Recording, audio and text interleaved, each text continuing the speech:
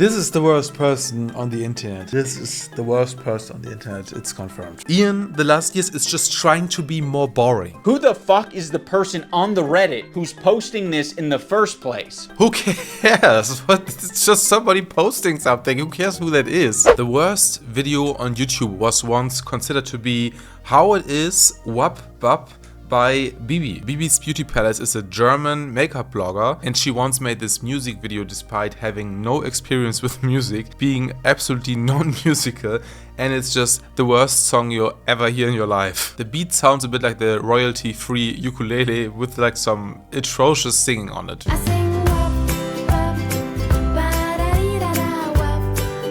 But I think we have a new contender for the worst YouTube video in history. And I think it's not because this is the worst video necessarily, it's the worst video with this kind of popularity. And also, that wouldn't be enough to cut it, it's also because it destroys a legacy of something that a lot of people on YouTube were inspired by. Something that a lot of people love on YouTube. It was the blueprint for so much content on YouTube. This concept of content cop, this concept of aiming your crosshairs at somebody who is just an annoying presence on YouTube and dissecting this person, making this person look ridiculous in any way. And it also set the standard for a lot of humor on YouTube. So it's a very important series to a lot of people. And now we basically got the worst ending. So before we go into this content cop, we have to understand one thing. In the last years, iDubbbz has countlessly said that he regrets the past content cops. A lot of them, especially because it riled up harassment against the person who was the target. So the question is, will this video do any better on that front? Actually, Hila's not a baby killer. Actually, accusing Ethan of killing his dog is maybe too far, because they have mobilized such an insane harassment group that anybody who says any fucking thing, they will attempt to ruin their lives. And once again, I'm the crazy one. It's not bad enough that I have this group of... First of all, his motivation to make this video is Ethan complaining that there is a hate group against him, a mob against him. Usually it's like people scamming their audience, people harassing disabled people like Leafy is here did, or just blatantly annoying content. But he makes this video because Ethan says that he is harassed, so he piles on with the harassment basically. What we do here is go back.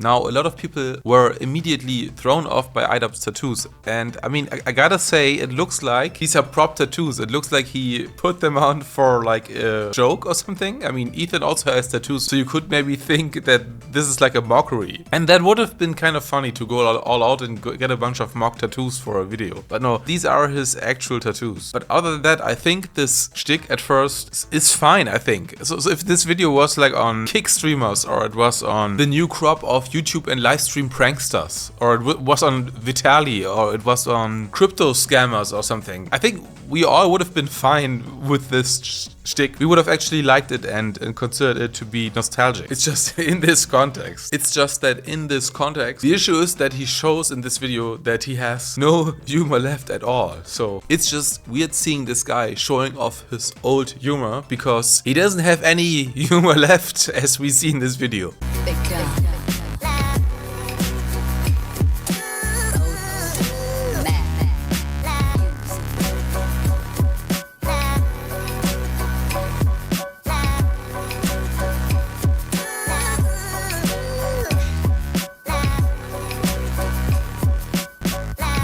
One thing that is kind of poetic is that my last video was actually about Ian and Anisa's last response to H3. I was kind of late on that, but now I kind of feel vindicated that I said that this topic is pretty important because now we see what happened.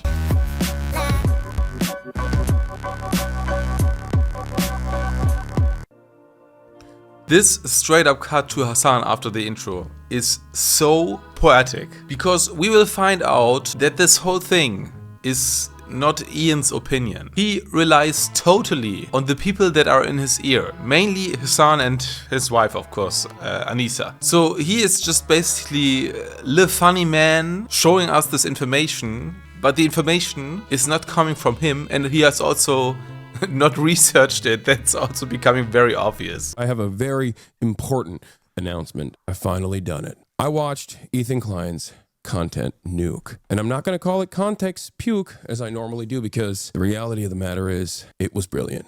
Nothing was out of context. Everything was correct. I am an Islamist, fundamentalist, radical terrorist. I am a vicious anti-Semite. It's true. Most importantly, Ethan is more attractive than me, both physically and also mentally. I've been lying about everything. We immediately start with Hasan's bad faith representation, which is such a non-starter that this already catapults us into like worst videos of the decade territory. Content Cop with this weird strawman representation of what Ethan has said. Nobody actually believes that Ethan thinks that he is more attractive than Hasan. And this is what Hasan does. He's not actually targeting any argument at all. He's just claiming that Ethan thinks he is more attractive, and he says, okay, you are lying about that, and therefore also your content nuke was completely out of context bullshit. But of course he says this in the most annoying way possible. Including my glasses. They're fake. He was right about that. That's not even in the content nuke, and he was right about that too. How did he know everything? Humor is dead. Humor is dead. Saying that Hasan's glasses are fake because he's so particular about his outfits, that was a joke. Wake up, Ethan. Wake up, Ethan. Wakey, wakey, Ethan. Okay, so this sleep paralysis demon of Hasan and Ian in the same room, it's accompanied by this phrase, wake up, Ethan. And everybody in this video will say, wake up, Ethan, which insinuates that Ethan at some point could come back to their side, which means he would need to say, oh actually, Israel should be destroyed and all Israelis should leave so Palestinians can have back their country, because that's the only thing that they don't agree on. All of these people have said that the genocide in Palestine is bad, which is not a hot take, by the way. The only thing they disagree on is this kind of idea of from the river to the sea, Palestine will be free, which means Israel doesn't have a right to exist. And Ethan said Israel does have a right to exist because people lived there for generations. And this is the main point of discussion between him and Hasan. And also supporting terrorism. That's also a point of contention. And Ian will at some point in this video also make it seem like there is a way back to friendship for them when Ethan just changes his opinion. Wake up, Ethan. Wake up. Wake up, Ethan. Wake up, Ethan. Wake up. Nobody asked to see Frogan in 1080p camera quality. I was totally fine with her only being a rescaled mush from like the side of the screen over here or something, telling us that veterans should get PTSD. This alone existing has made my life so much worse. And also, why did she apply so much makeup? And also, you can tell me that this isn't a white woman. Ethan, wake up. Wake up. Wake up. I'm not gonna do a react content yet, chat. Yes, they are doing the L dance behind Hasan Piker.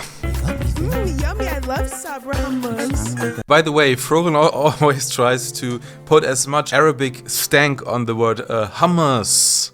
Because she's a white woman. She wants to be with the cool kids. By the way, I heard Frogan in the back say anti-Semite. I don't know what the context for that is. Now, him getting naked here would have been funny, kind of, if this was just a Content Cop comeback. But we will soon find out that this is a BreadTube video in disguise. Alright. I didn't plan on making a Content Cop on H3. Best way to start up this video. It sounds very stupid even saying that. H3 Content Cop, iDubbbz. Ethan Klein's out of control. It is good that he realizes how pathetic this is. If I would imagine this in 2016, I would have been like, oh yeah, if I ever do that, it's gotta be because I lose the plot. Well, it turns out it's not me losing the plot, it's Ethan. He's the one who fucking attacked first. By the way, we have a lot of evidence of Ian losing the plot, especially viewed from 2016 Ian. He has changed so much over time. So something has been lost, and even if it's just saying slurs, you are the least person to say that somebody else has lost the plot. My good fucking friends who I stood by after all these fucking years can't find a spine to speak up. Yeah, my last video was completely about spines, so you can watch that. All right, guys, I'm going to tell you a story about Ethan Klein. There's a lot of people who might not be familiar with the background, with his podcast, with what's been going on over the past couple of years. Yeah, nobody knows who Ethan Klein is who watches this video, of course. Now, in his podcast with Hasan, Leftovers, they would mostly talk about surface level progressive shit and make fun of right-wingers. They actually had to reckon with a very serious topic. I would say that Hasan was very well equipped to talk about that topic. Palestinian people living in the West Bank are subject to these horrific conditions, horrific living conditions by the state of Israel, America's greatest ally and the only democracy in the Middle East, if you ask Republicans and even liberals. What the fancy invented was so. This is the worst bad faith that you could ever see. He is making it seem like Hasan has been talking about politics for a long time, while Ethan is just making goof videos online. But you know what? This also goes the opposite way. Hasan is making goof videos to this day, and Ethan has made some political statements for a long time, actually. The only difference is that for Hasan, this is more like his main content, political content, and for Ethan, comedy is more like his main content. But this doesn't mean that they both don't understand the other person's domain. And we saw this with Leftovers. It was pretty much comedy-centered, but it was definitely comedy about politics. So it was the perfect match because both of them were familiar with both of these types of content, political content and comedy content. So to say, why is Ethan talking about politics with Hasan is like saying, why is Hasan making goofy segments with Ethan? That's just a ridiculous point. Also, this idea that you have to be the most educated to make a political stance about anything is absolutely ridiculous. You don't have to be a scholar just to have an opinion. And then also claiming that Hasan has this huge political authority is also ridiculous. You can watch plenty of videos about that, like the William Mack videos or something. You can see so much nonsense that Hasan has said politically over the years. But just to name one example, the way that he estimated the Russia-Ukraine situation was ridiculous. He said over weeks that Russia would never invade Ukraine. And this is the political authority that Ethan should have not argued with. Ethan was not prepared for this. Ethan, the whole time, is more of the goof guy. And that's fine, you know, we don't expect Ethan to be an expert on the topic. Ethan was obviously caught in this tricky situation where he is extremely sympathetic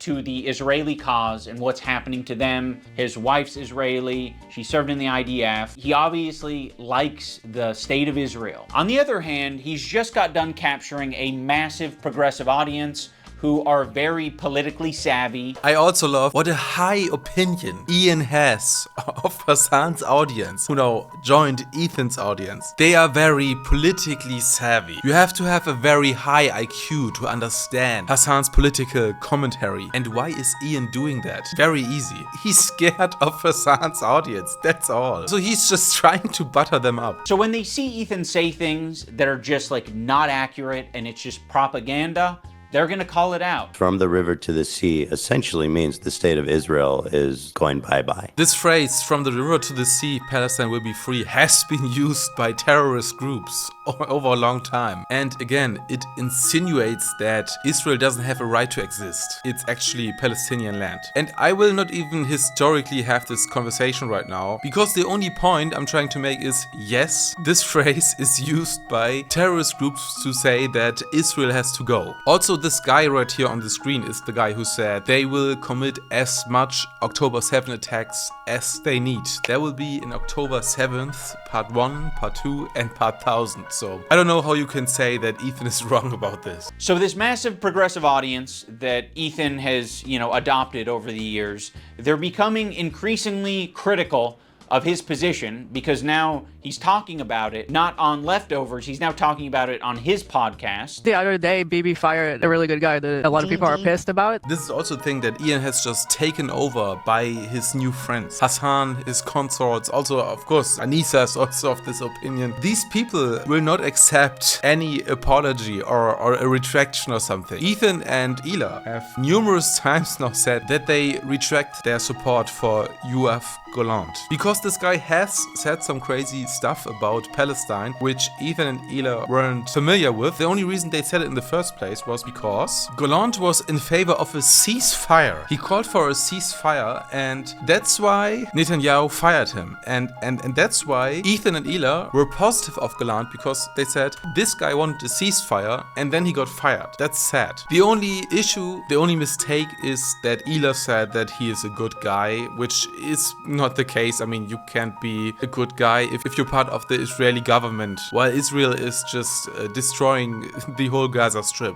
Like, that's obviously not a good guy. But supporting Gallant when he is trying to push for a ceasefire, I think that is fine. But to summarize, they retracted this. But this will still haunt them for the rest of their lives. You cannot retract anything. Once you have said something on the internet, Hasan and his friends will hold it up against you forever. He's finding new people every day, basically, to get in fights with. And everybody thinks this guy's awesome, apparently. Even though he looks like Milhouse, fucking dork. I also love how he sometimes has clips in here where Ethan is just making a funny comment. Ian has become so unfunny that humor is just a disgrace to him. Maybe if Ethan's able to get some help, maybe if he stops harassing other creators, maybe if he does these things, eventually he'll find peace and we can, like, rekindle our friendship. And here we enter concern trolling. This is what I said in my last video. I made basically a whole video about concern trolling. Ethan, can you just go to therapy? Can you just talk to another Jew? This will come up later as well. Can you talk to Sam Cedar and change your opinion? Or can you get therapy? Can you go offline, please? I'm, by the way, a level 99 therapy boss. I have done so much therapy that I have just forgotten all my humor. I have become a pathetic and unfunny person, and I now make BreadTube videos. Now, my former editor of 1.5 years ago did say some truly mean shit. So now Ian is telling us that actually Ethan is right about everything. This editor is just an insane snarker. He's somebody who's just harassing Ethan on Twitter. The good thing for Ethan is that he's not on Twitter, but there's always a way to reach you if it's through Reddit or something. At some point Ethan will see all this harassment. I mean, you can delete Twitter, but I mean, you cannot just remove yourself completely from the online world if that's your profession. He called Ela the C word.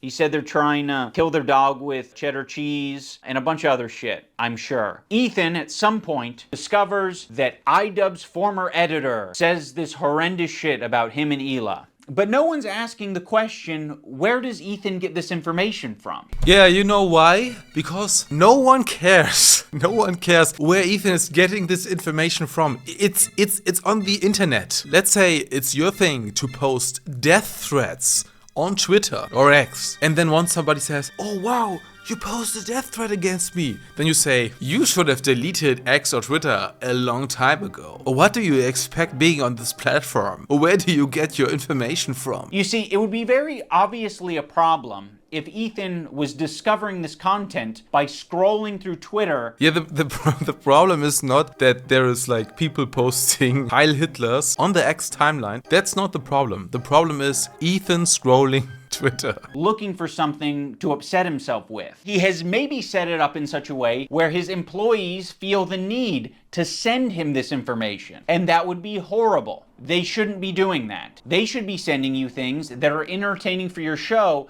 that don't fucking trigger the hell out of you. I like how he's criticizing Ethan's employees based on absolutely nothing. He does not know anything about their process of gathering content and information. Who the fuck is the person on the Reddit who's posting this in the first place? Who cares? It's just somebody posting something. Who cares who that is? It exists.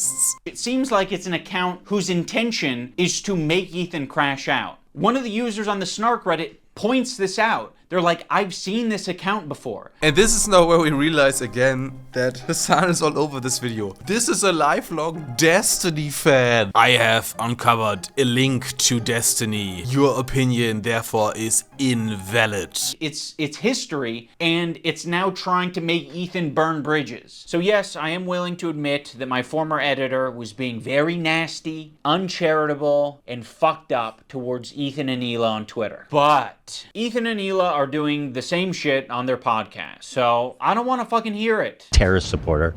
The CEO of Twitch. Pedophile. I would love for Ian to make a video on why Hasan cannot be called a terrorist supporter. Please go into detail. And calling Dan Clancy a pedophile is of course a joke, but yeah, this is the only point I can give to him right now, because you shouldn't do that. That's risky. But by the way, they clarified this afterwards, right?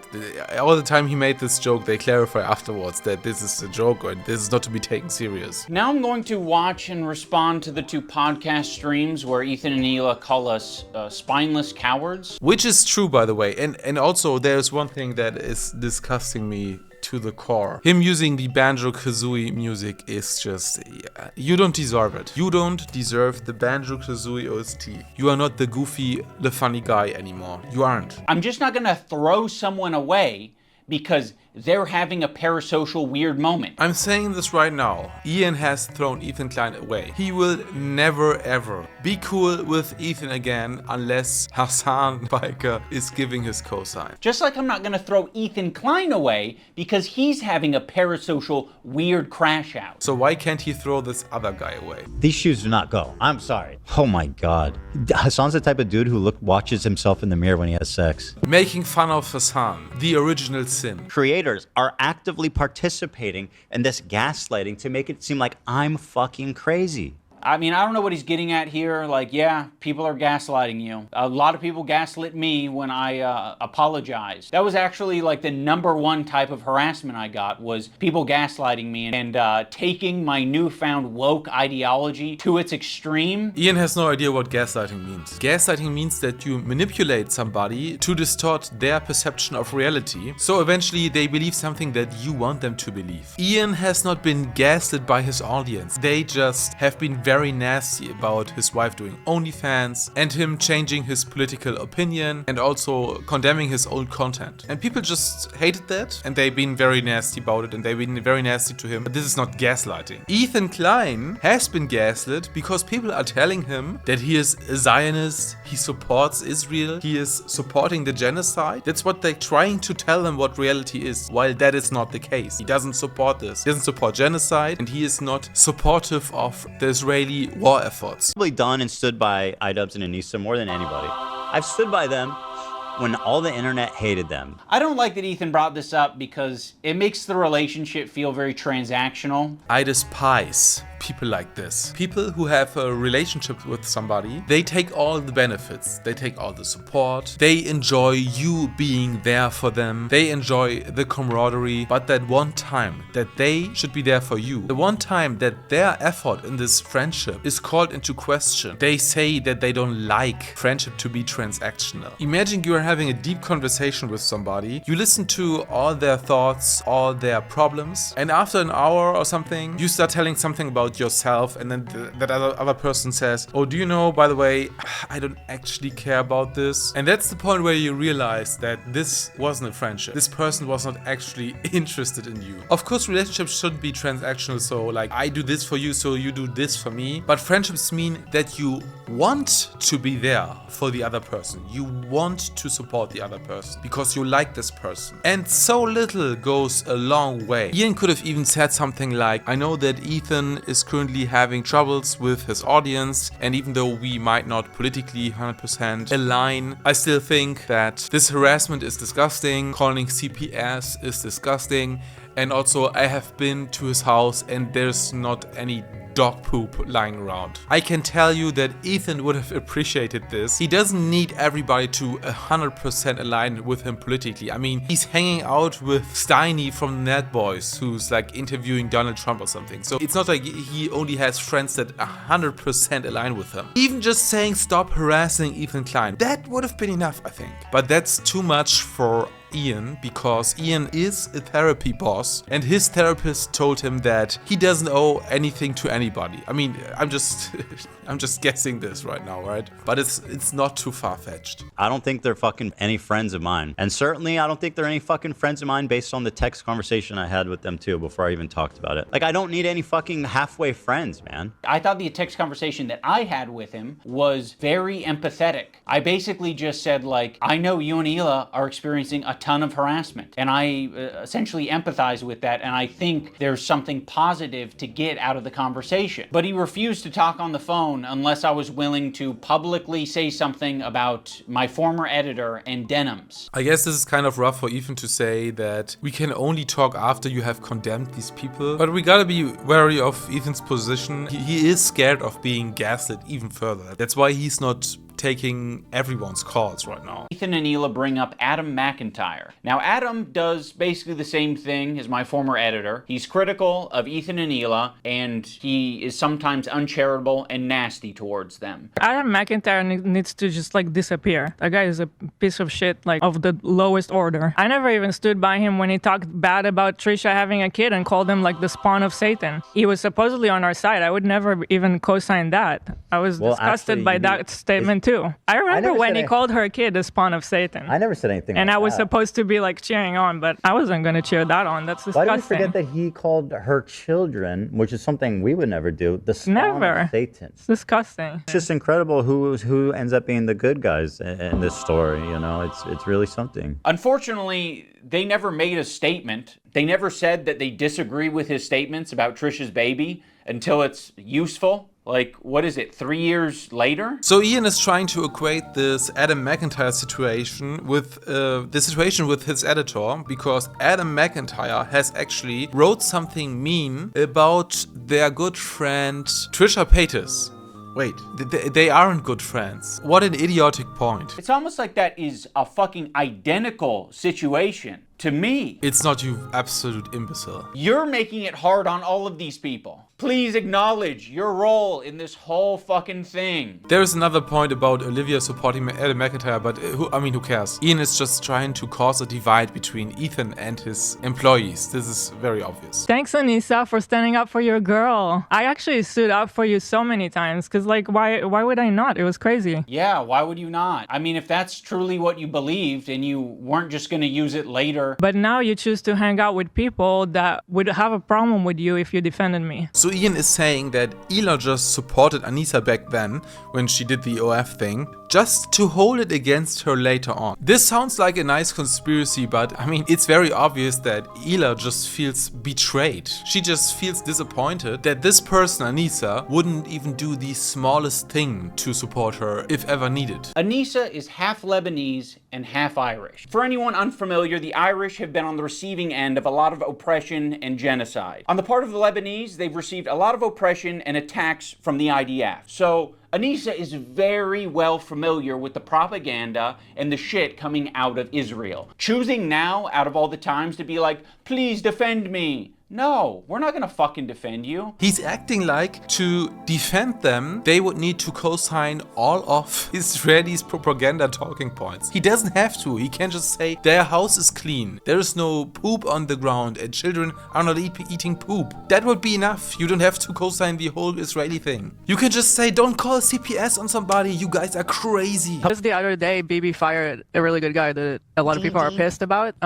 He looked mean. We're not gonna run to your defense when, I don't know, we follow people. We be following. That's one fucked up thing that you can say about Anissa and I, is when we're on Twitter, we do be following. Ian has invalidated this point 100% by making this video. He is hanging out with all of the Hasan people and he's taking their talking points. He's not just following them on Twitter. This is absolutely ridiculous. This video proves it. Now, I'm not gonna sugarcoat it, we are friends with Denims. Question your own reality if you're friends with Denims. friends. But I would say it's the same level of friendship that we had with Ethan and Hila. It's like kind of an internet friendship. We think that she's a good person like we think Ethan and Hila are good people. This is ridiculous. He doesn't think that Ethan and Hila are good people. He doesn't think that. And also, Denims is also not a good person. This is just so ridiculous. Denims is not a good person. She's just misrepresenting people if it just fits Hasan's opinion. So just both of these statements are absolutely ridiculous. Kind of a tricky situation. How can you possibly think that they're both good people at their core? Yeah, because both of these statements are a lie. People can say things that they don't mean. People can say things because they want internet clout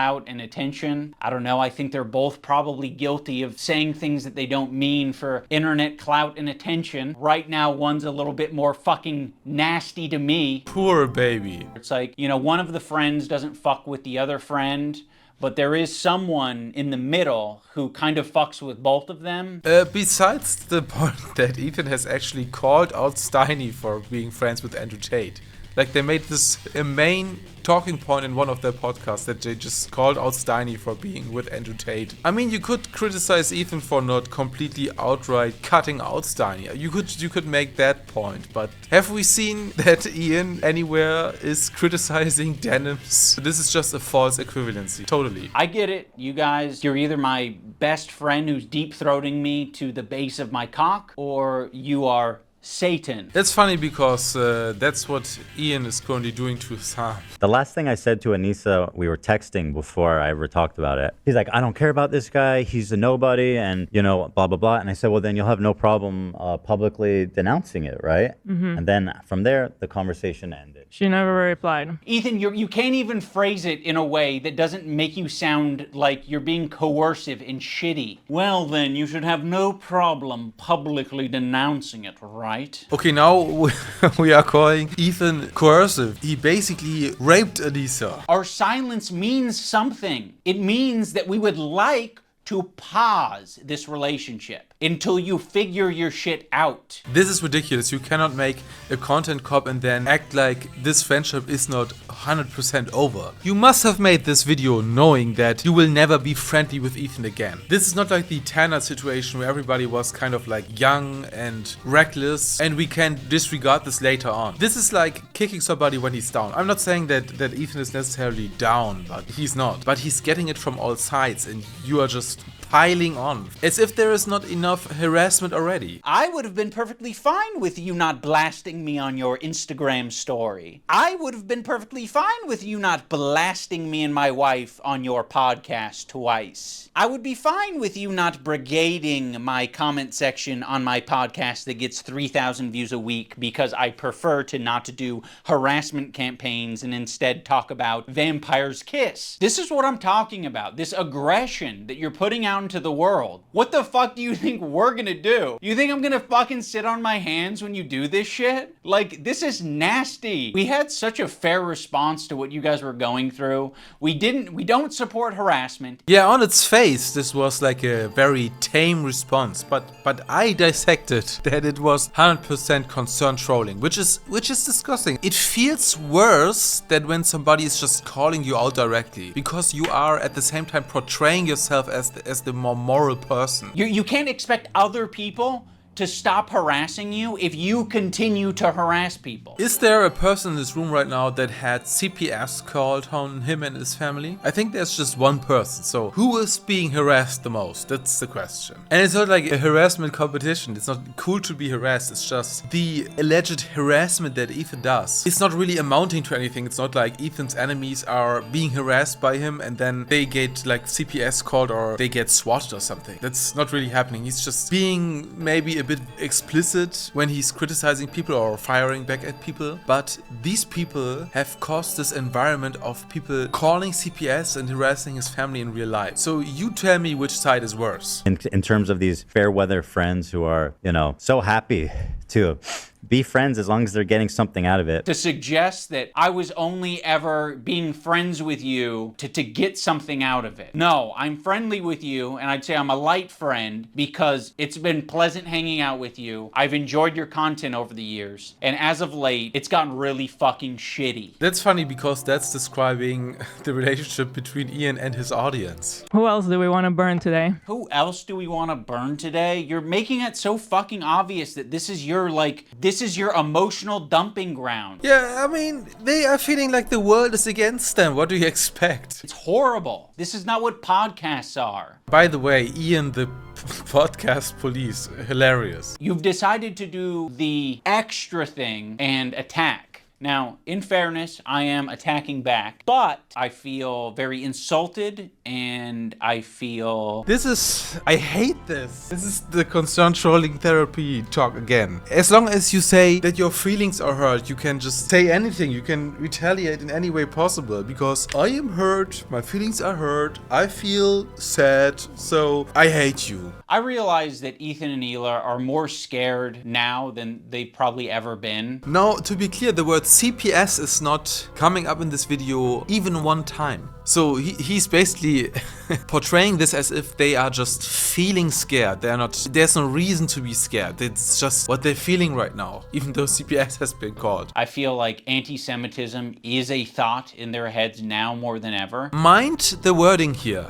Anti-Semitism is a thought in their head. This is not a normal wording. This is not how you would word it if you believed that anti-Semitism is a problem. This is how you word things when you want to insinuate that they are just seeing ghosts. He could have said something like they are scared of the amount of anti-Semitism online, but he said it's a thought in their head, as in it's not real, you're seeing ghosts. And don't forget, we have seen earlier in this video that X.com is full of people posting Heil Hitler footage. This is exactly the gaslighting that we talked about. Distorting reality and telling the other person this is just all in your head. Anti-Semitism doesn't exist. And I don't think that he would actually say it like that. If you would ask him, he would probably say that anti-Semitism exists. But I think what he's trying to get at is that he doesn't believe that all these people harassing Ethan are doing this out of anti-Semitism. He would probably say, no, people are just saying that because you are mean on your podcast. That's basically what he said in this video. I mean, go back to the civil rights. You think that the people who are like the white kids who are protesting with the black students, you think that they were just like not risking anything? Those kids who are marching with the black students and... I mean, comparing this situation to civil rights is at least pretty cringe. But Ethan is grasping at straws, trying to convince people why they should be defending him, be on his side, because he feels so left alone, basically. There isn't a single person that I respect who would give a fuck if I publicly said that Ethan and Hila are great with their kids, Ethan and Hila didn't kill their dog, and Ethan and Hila wipe their asses or don't have giardia or whatever the fucking... This is an absurd point. People would definitely enjoy it if you would have said something like, I've been to their house, these are clean people, and the harassment is ridiculous. This is especially important if it's about people that don't have any context. Because people who know Ethan and watch his content, they would probably assume that he is a clean person and there's no merit to this, like, this CPS thing. But maybe people from outside think, oh, there's this weird podcaster who's actually in real life neglecting his children. So for these people, it would be probably pretty good if some other big voice would come out and say, this is ridiculous, stop harassing this person. And also, how much effort is this for you to say this? To say, their house is clean, I've been there, posting this on X, this is like 30 seconds. The only person who would care is me, because I'm like, why did I tweet this out? I'm not tweeting out because I'm not your fucking lapdog. Oh yeah, Ian feels raped by Ethan because he is supposed to speak out in favor of him. That's why I'm not tweeting it out. I'm not saying it to my audience because I don't give a fuck. It's not my business. You don't give a fuck that your former friend is being harassed and ridiculous serious claims have been made against him and CPS has been called. Okay. I mean, that's saying a lot about you. Now we're going to talk about the BDS list. Okay, so the BDS list, by the way, this is a play on boycott, divestment, and sanctions, which is something that our Palestine supporters say. They say that they want to boycott, disinvest, and sanction everything that's coming from Israel. So all companies that are run by Israelis or basically run by Jews. And yeah, I just realized that this page is in German. And of course, this is also criticized by being kind of anti-Jewish in general. But of course, people who are in support of this will call it anti-Zionism. This is always kind of a point of contention. I mean, if somebody is Arab, I can kind of understand why you at least don't want to support the Israeli state monetarily. And I actually think that this is kind of weird to make like some sort of joke out of this. But I think he's trying to say, because this is like the Palestinian side of the conflict that is in favor of this movement. That's why he's using it against Ethan or something. I don't know. We're going to start off with Frogan because obviously this is like as bad as it gets. If you're following Frogan, that can only mean that you're anti-Ethan. Oh, this is not a good start. Love of the H3 podcast. You are following Frogan, so that means that you are anti-Ethan. Sam, mean that you're anti-Ethan. Oh, this is not a good start. Love of the H3 podcast. You are following Frogan, so that means that you are anti-Ethan. Sam, Morg Pie, friend of the show. Olivia, Ian, Daily Dose of Internet is anti-Ethan? Jesus, this is fucked up. Pokimane, comment etiquette. Oh shit, Asmongold's in here? Asmongold follows Frogan? No, Asmon! That means you're anti-Ethan. That's fucked up. We're gonna wanna avoid these creators at the top of the list, but one tier below them are the creators who associate with them. They're essentially endorsing all of their statements. You got me, you got Anissa, I think Hasan's in there. You'd think that Hasan would be on the top of the BDS list, but that's not the case. Hasan provides additional value for people. Ethan, I think actually it actually feels like he's making a joke out of the original BDS movement, because it's like, oh, why are you criticizing something that is already like 2 steps removed from the original point? And I think he's not doing that because it's his opinion. I think he's just doing that because he's an idiot. You gotta be the lowest of the low to be associating with the Frogans and the Denims of the world. But Ethan really doesn't want to bring your attention to these ones because it's kind of unpopular. This whole thing is so weird. I mean, the first thing is he's saying that the crew of H3 are following Frogan. I mean, I can tell you why they are following Frogan. Because Frogan is kind of a ridiculous lolcow. It's just they're following to see what she's posting. It's not like you follow somebody because you believe everything they say. And I think he's trying to connect this with him following this Froggy Tonic guy and Ethan kind of making this connection. But this was already a bad point because it was not about following somebody on Twitter. It's because you guys were friends with Froggy Tonic and you're friends with Denims in real life. It's not about followers on X. Like, this is such a dumb talking point. And now Ian is making this point that Ethan is scared of comedians who have sided with people like Hasan. And I mean, maybe. I also think that the friendship with these people is not as close as you might think. I don't think he has like a very close relationship with Theo Vaughn. They probably didn't talk in years. And Stavros, I think he was on H3 2 times, and it's because like he's like a leftist comedian. But maybe their friendship is also not as great as you would think. So that's probably why Ethan hasn't called out these people. The friendship with Ian and Anissa is probably way more dear to his heart. Also, these people share way more stuff. The YouTube career, they come up at the same time. I think Ethan only called out Ian and Anissa because he feels just way more connected to them. And he's not that connected to Theo Vaughn. But if you want to say that Ethan is scared of comedians and that's why he's not calling them out, I mean, maybe a bit. I don't think it's absurd to claim that. Especially because of all the Bill Burr thing back in the days. You know, a lot of them are famous. It's no coincidence that Ethan hasn't quick to keep that specs. About Bill Burr ruined my life. Bill Burr made Ethan go.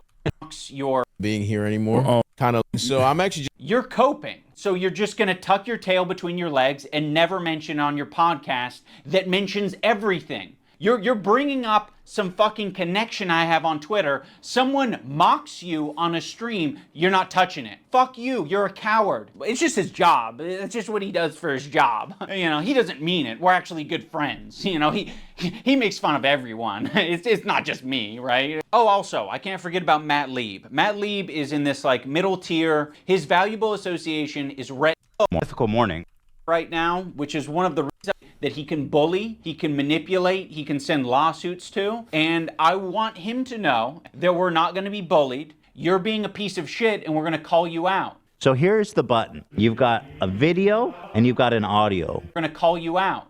So here's the button. You've got a video and you've got an audio. We're hitting both.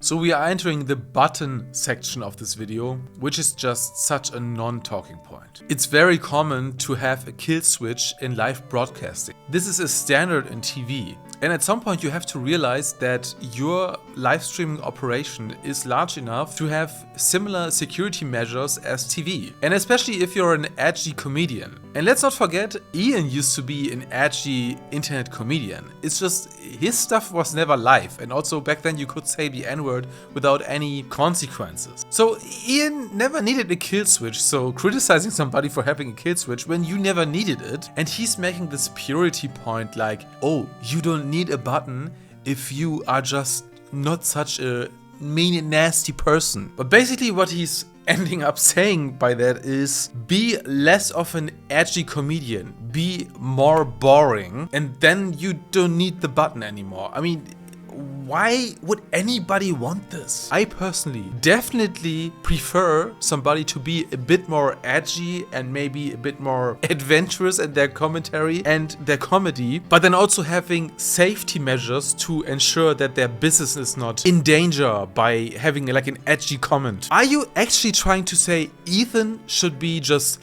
more boring? Oh, I just reminded myself that's what Ian is doing. Ian, the last years, is just trying to be more boring. And this is not about slurs, because you can be funny without saying slurs. And you can also be edgy without saying slurs. But we know where Ian ended up.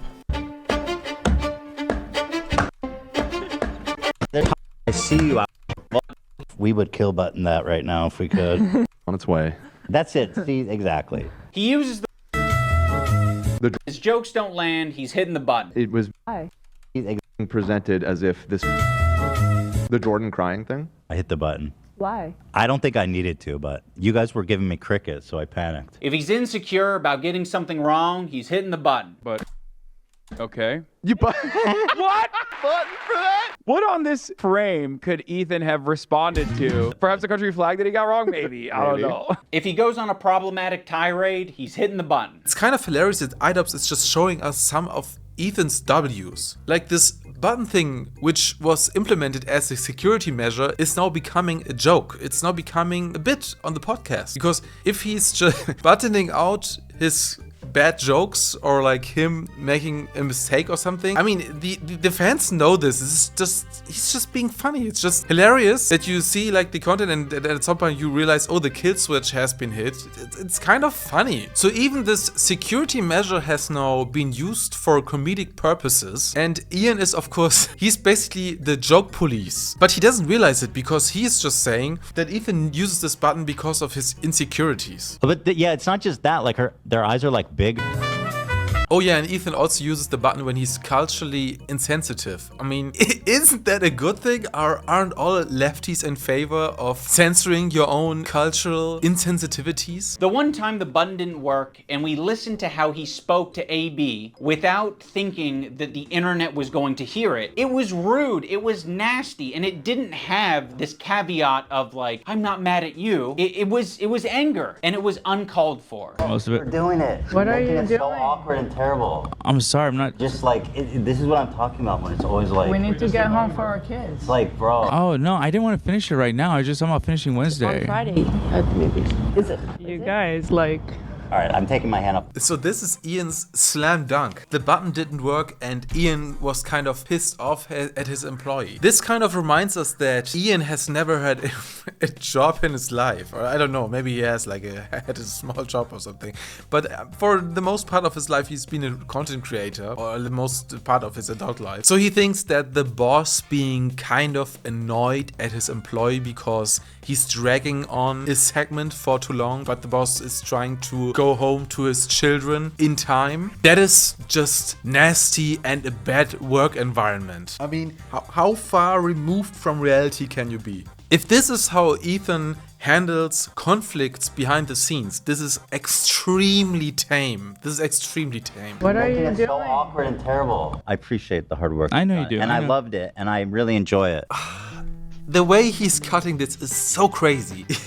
He's comparing how Ethan was talking to AB off air and on air, and on air, of course, he's saying, I appreciate your work. This is the most normal thing ever. You can say that somebody made a mistake or somebody was just dragging something on for too long and be a bit annoyed about it, but overall you are satisfied with their performance. Those things can be true at the same time. Dan, his producer, is constantly clarifying things on the air and making it clear that what Ethan said was a joke, Ethan is being overly defensive, or he's saying things that are not true, and he's... Okay, this actually seems like Dan is a good producer. Is this even a criticism of Ethan? You are an edgy person and you hired somebody who is ensuring that your edgy commentary is kind of pulled back to some extent. I mean, obviously they kind of have a system that works. You know, Ethan's made that his job, or Dan's made it his job. Ethan leans on it so heavily. It's so crazy when somebody hires and employs a producer over the years and then he's also counting on this producer to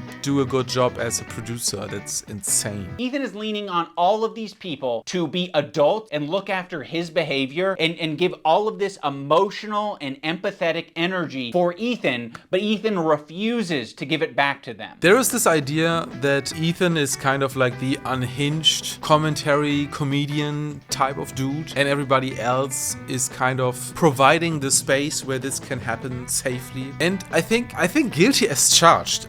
This is probably just true. But you know what would be worse? If Ethan was just extremely boring and needed no support and didn't need to hire anybody to hold him back because he's just a boring milquetoast podcaster. Also, let's talk about AB and Lena, two Lebanese employees, and you just continue to talk about the conflict like they don't exist. Let's remind ourselves that the people that Ian associates with, especially people like Mike from PA, who has not even been part of this video for some reason. Those people have called AB the house slave or the Arabic slave or something. Also, let's not forget that Ian made this video directly before Creator Clash. I think that's happening in like 2 months, and AB's wife, the Lebanese woman, is fighting there and she's scared that she will be booed by Ian's audience. And also, this video will just create so much more harassment against them. She had a nervous breakdown during the live show. So it's amazing how you treat these two Lebanese employees. It would be nicer, a lot nicer, for you to shut the fuck up about it. I guess this is the only part of this video that is kind of in the idea of the content cop originally. I think this is kind of fair criticism that Ethan is maybe taking up too much time to talk about this topic. If you see that he's talking about it for 1.5 hours or something, or whatever long, or just talking about Israel and Palestine for hours on a usually comedy-centric podcast is definitely excessive. I think because of the harassment that he's getting, or the conflict with Hasan and such, he kind of has to address this topic, but doing it over hours for like one show is definitely too much. And I think he has realized this himself. So this is the only thing I would say is kind of like a content cop viewpoint. But this is just hidden below the huge pile of trash of bad faith attacks in this video. We're all familiar with Goblin Mode, Well, Ethan debuted a new mode recently. Yeah, a Goblin Mode is when Ethan kind of goes in this territory where he's just being very inflammatory, he's just making call-outs, and his crew is kind of having to hold him back. And yeah, I mean, it's funny, but of course, he's sometimes being very inflammatory, as I just said. But there's a new mode that Ian is talking about.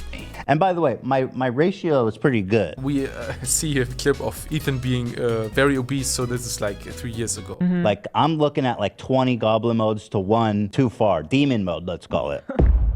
So I don't know what this is about. This is just old stuff. So I don't know why he said recently this was launched. What makes Demon Mode different than Goblin Mode? We are writing 3 complaints for 3 people. I think this is just a weird clip that he shows. He's basically talking about Ethan now suing people for harassing him online, calling him a genocidist or a genocide supporter, and also calling CPS on him. You are doing the classic rich asshole thing. You have a deficit of friends, you have a surplus of enemies. So Ian in this segment is saying that Ethan just uses the amount of money that he's made over the years to now suppress opinions. And I think this is a topic where being conflicted is, I think, very normal, because we are in favor of free speech online, but also I think if there are never any consequences to doing something like calling CPS, calling somebody a genocidist, and then also producing this environment, it's not like Noah Samson is directly responsible for people calling CPS on Ethan, or not Denims is also not directly responsible for it. But if CPS is being called is a result of misinformation or like just blatant character assassinations, then it's kind of the question, how will there ever be any consequences? How do we reach any consequences? Because otherwise this will continue, right? People can just make more and more and more videos calling Ethan a genocide supporter, and people will just call CPS again or SWAT him again or something. I don't know what will happen. So where will you put a stop to it? So I totally understand where Ethan is coming from. I don't know if I would personally do this, but also I have not been in this situation where people are harassing me online like this. And usually when we all on the internet decide that somebody is misusing the legal system to silence opinions, it's usually not somebody who's being harassed to the point where CPS is being called. I think that's usually a point where most people would say, okay, I kind of understand why somebody is now suing people. And you cannot conflate this with Ethan calling Dan Clancy a PDF file, because it's pretty obvious he's saying this for shock value, and also Dan is always clarifying directly after that this is not to be taken serious. So you cannot conflate this with something that Noah Samson does, where he's making a totally serious video where he's showing people in Gaza being killed or running away or being scared. He's just showing actual violence happening, actual results of the conflict, and then he's saying, okay, by the way, Ethan supports this genocide. So that's something that's a way more serious situation, and people will take that way more serious than Ethan saying Dan Clancy, yeah, he's kind of creepy and he looks like a PDF file. I mean, the way he's talking about Noah on his podcast is so fucking creepy and weird. Is this a new thing? This is a new thing. This happened during the show. Upon initial examination, it seems to check out, and it's not great for young Noah. So he's a rape. So of course his standard, I don't know what he's accused of, so I'm not actually going to say, but Ethan brought on a former partner of Noah to basically just shit talk him and say that he's a bad partner. But that's all that Ethan was able to extract out of it. You are not accusing him of committing any crimes. That is kind of hilarious, because Ian later on will also try to extract something from this guy, psychology in Seattle or something, and he's also not being successful. So, well, let's remind ourselves that Ethan is being fair towards Noah and says, okay, this guy is not like a rapist or something. This guy has just had unprotected sex with 2 people at the same time while not telling each other. This is not very nice, and it's very risky, of course, but it's of course not on the level that you would call somebody rapist or something, of course. But he's also not doing that. I mean, it's kind of cringe when Ethan is there like, oh my god, we can now make a video on Noah Samson and discredit him. Of course, this is kind of cringe. It's fine. But also this guy has called him a genocidist. Besides even never supporting the Israeli attack forces. Never co-signing Israel's attacks on Palestine. He has never co-signed that. He's never been in favor of genocide. So somebody just saying you are in favor of genocide. I mean, of course you would like to see that person fall. That's the reason why it'd be better served to have this conversation not with myself, but with an anti-Zionist Jewish person. Why does it matter if they're Jewish? Because I'm not Jewish, and you've said in this conversation that, like, how can you tell me how to feel about the situation? Yeah, but how is one person a representative of Jews at large? I'm just telling you how Jewish people around the world interpret that phrase. So here iDubbbz and Hasan are playing mind games with Ethan. I think it's kind of understandable that you can say, okay, Ethan on one hand says, I can tell you how Jews interpret that phrase, and on the other hand he's saying Sam Seder is not speaking for all Jewish people. I guess this could be considered a fair point, but on the other hand, this idea of you have to talk to our approved Jew is just so annoying. It's not like Sam Seder is providing any new talking points to Ethan. What will Sam Seder change about the fact that terrorists use the phrase from the river to the sea and so on? What will Sam Seder change about Ethan's opinion that the Israeli state shouldn't be abolished? I think Ian and Hasan just assume that another Jew like Sam Seder would be better at emotionally manipulating Ethan. I think that this is kind of what they expect. And this is kind of annoying and disgusting. Imagine I would go to a black person who says that all lives matter is a distraction from the actual problems that black people face and just saying, okay, we are not focusing on black people anymore. Imagine I would go to that person and I would say, oh, maybe you should talk to Kanye West.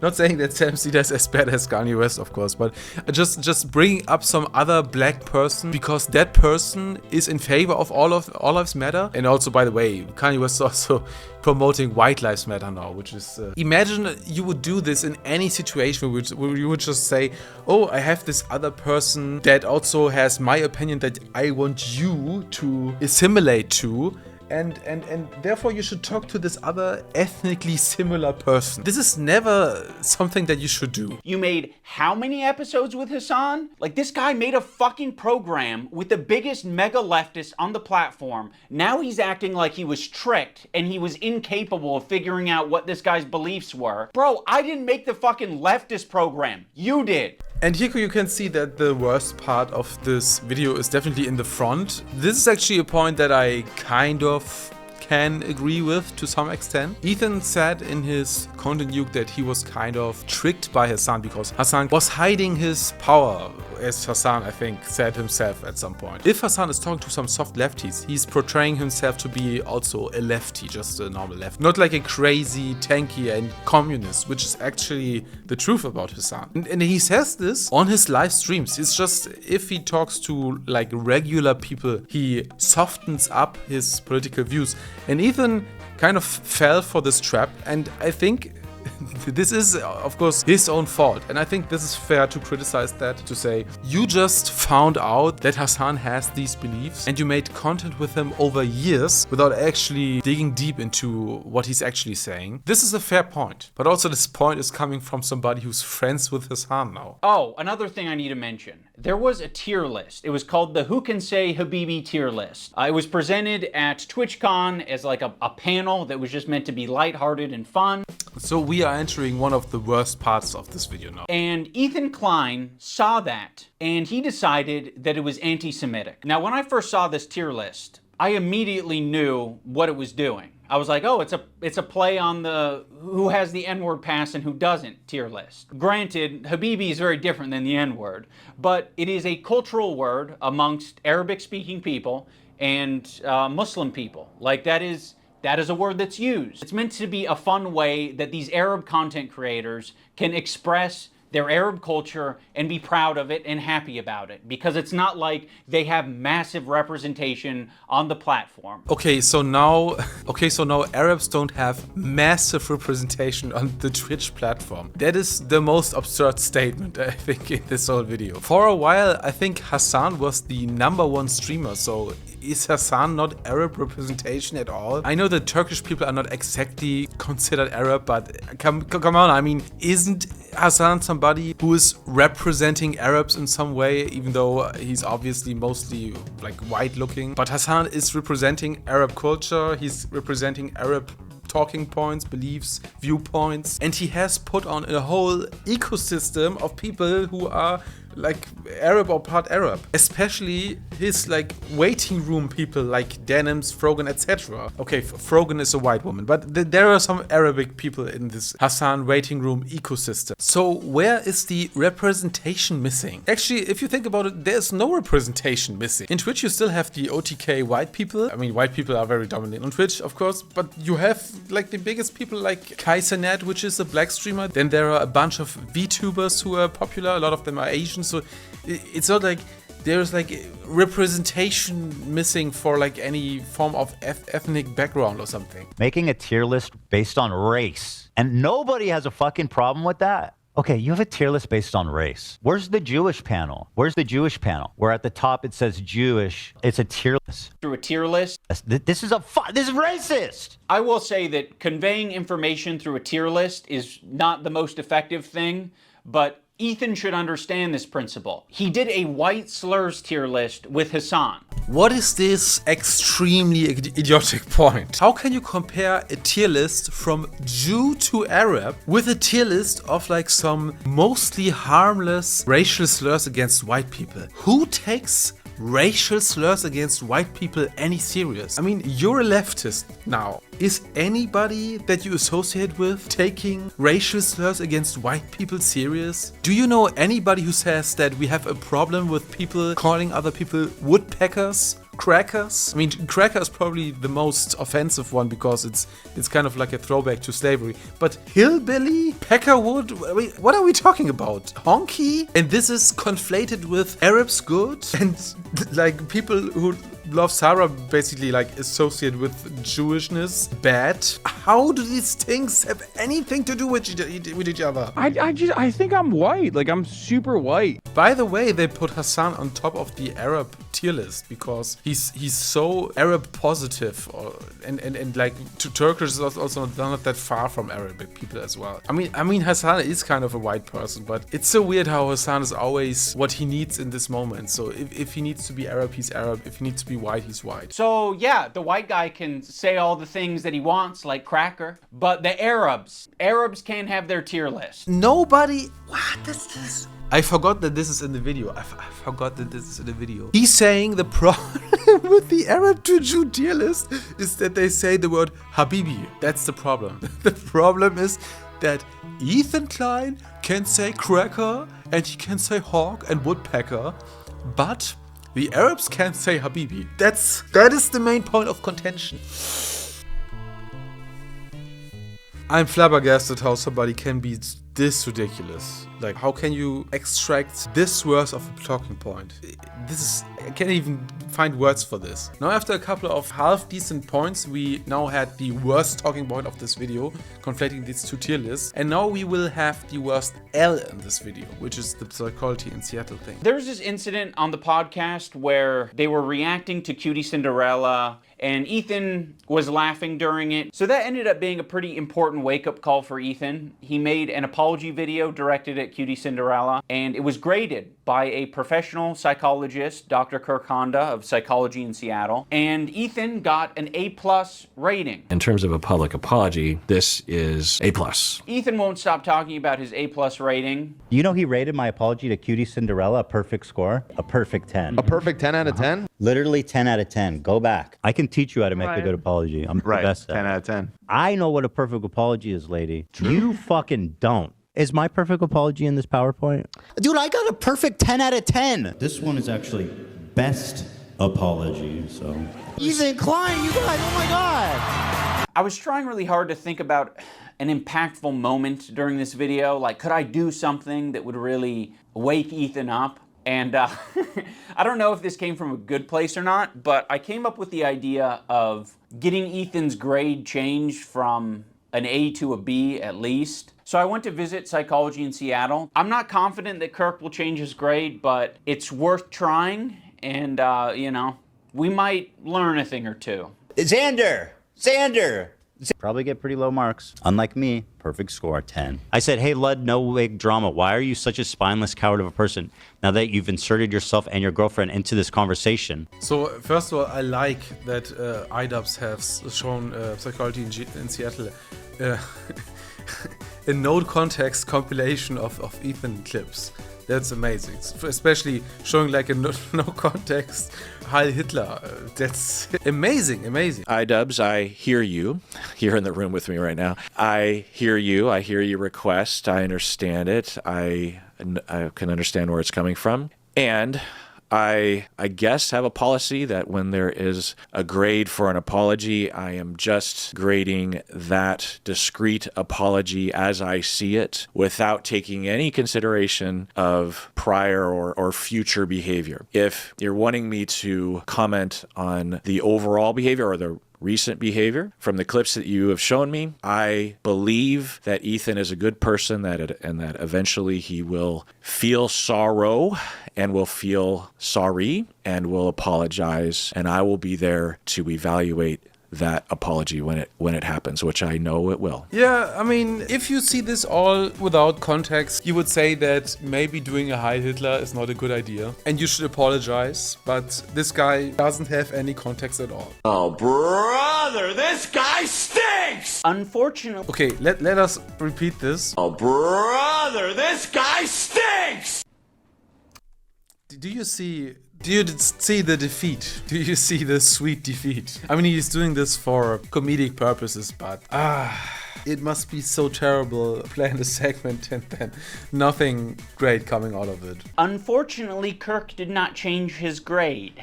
But that's okay, because this is the internet. Anyone can have their own official apology rating system. So I'm going to rate Ethan's apology a B-.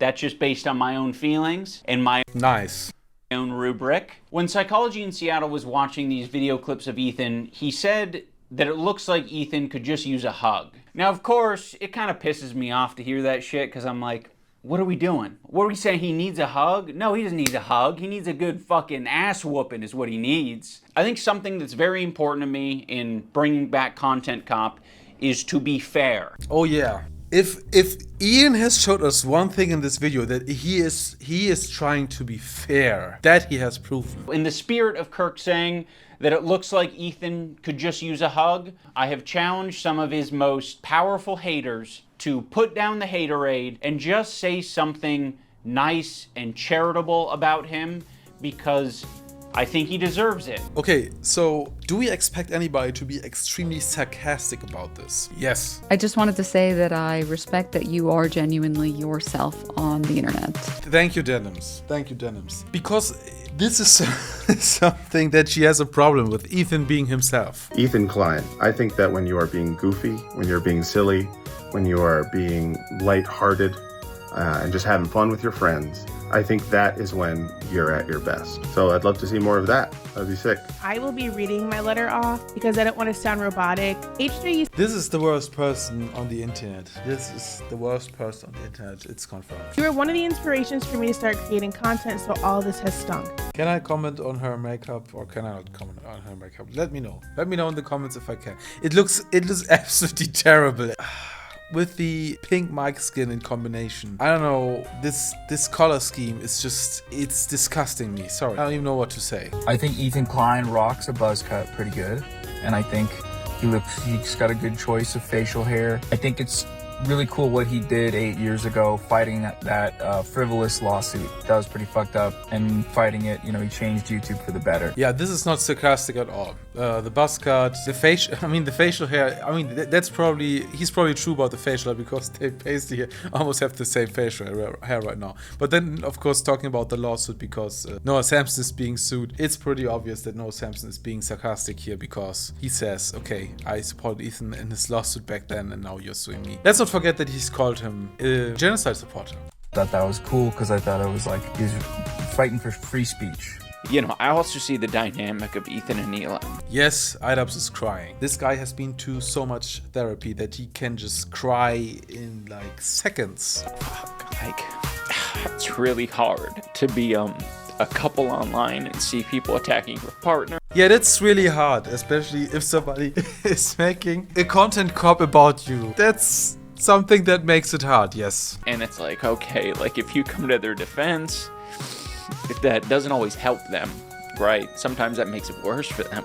And I have been kind of slipping into a very unhealthy place where it's gotten worse and worse, and I get criticized more and more, and I get more defensive and more hold up, a feeling of almost infallibility that I could take anything on. It led me to make a lot of mistakes, and then when I was criticized for those mistakes, then I would act extremely defensive and nasty and not really processing them in a healthy way. So this is the end of the video. Something that we realize is we didn't get a clip of Hasan saying anything nice about Ethan. And we also get a clip of Ethan being in a similar situation, to be fair, at smaller scale back then, where he was also kind of shedding a part of his audience because he was standing up for his liberal or like left positions, and he was kind of denouncing his, to some extent, more conservative or right-wing audience. And he was shedding this audience and they were criticizing him about it. And he's now kind of having this thing being repeated by shedding this audience that is pro-Hasan. And the funny thing about this is that I think Ian is now in favor of what Ethan did back then, but he's not in favor of this now. So I don't even know what his point is with showing this clip. I mean, his point is kind of that Ethan is kind of like spiraling. He's doing this spiraling again, which is again this kind of crazy making point. But he doesn't realize that he's showing that Ethan is standing on his principles and is willing to upset people and shed a part of his audience if this is about standing up for yourself. And then we see iDubbbz crying while he is contributing to this situation as well. This is very rich. Okay, I think I have said everything about this video that I could say. I guess it's also very long. This video is very, very long for my personal taste or for my formats. But one last thing I want to show you guys is, I know this is the dislike feature. This is a plugin that you can use on Google Chrome. So this is not the actual dislikes of the video. This is just an estimation based on the people who use this feature. So it's the return to YouTube dislike feature, and everybody that's using it will be counted towards the amount of dislikes and likes, and then it's scaled up to fit the views of the videos. So how real this is an absolute speculation.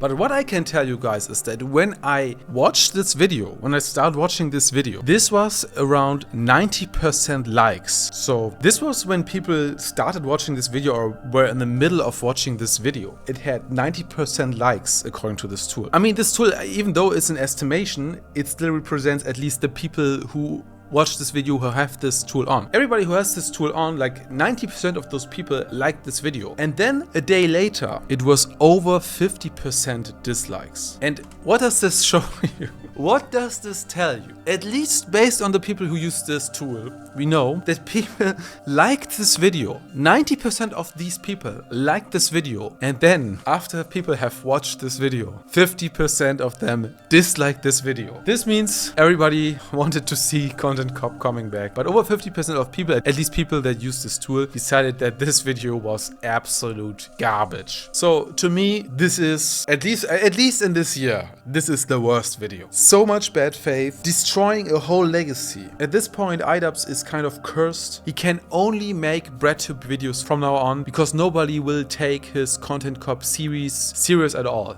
Series. But finally, I think that's it. Joe out.